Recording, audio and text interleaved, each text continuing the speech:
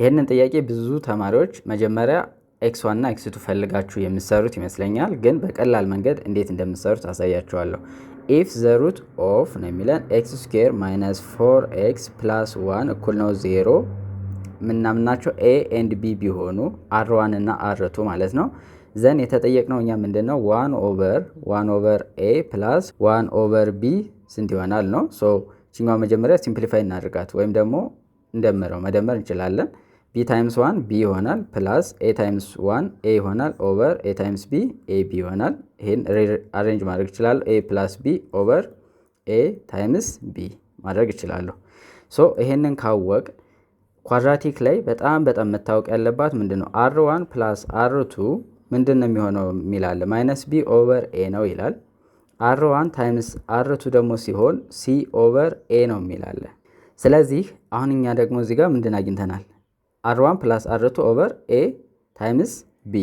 ስለዚህ ምን እናደርጋለን ማይነስ b ኦቨር a ኦቨር c ኦቨር a እናደርጋለን። ከዛ በኋላ ይሄ ማለት ምን ማለት ነው ማይነስ b ኦቨር a ታይምስ a ኦቨር c በሪስፕሮካሉ እናባዘዋለን። ከዛ በኋላ ማይነስ b ኦቨር ምን ይሆናል c ይሆናል ማለት ነው። ስለዚህ a ፕላስ b ኦቨር a ታይምስ b ማለት ምንድነው ማይነስ b ኦቨር c ነው። ስለዚህ ማይነስ ቢን ሲን ምናምን ማወቅ እንችላለን። እንዴት ነው የምናውቀው? ax² ፕላስ bx ፕላስ c እኩል ነው 0።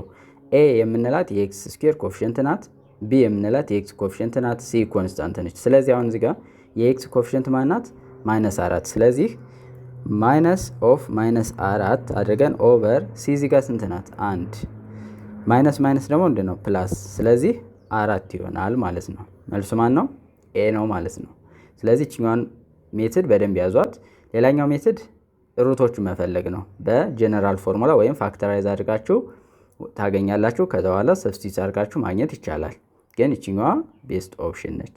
እንደነዚህ አይነት ጥያቄዎችን ስንሰራ ቶሎ እንዲደርሳችሁ ፎሎ ካላደረጋችሁ ፎሎ ማድረግ፣ ላይክ፣ ሼር እንዲሁም ኮፒ ሊንክ ማድረግ እንዳይረሳ።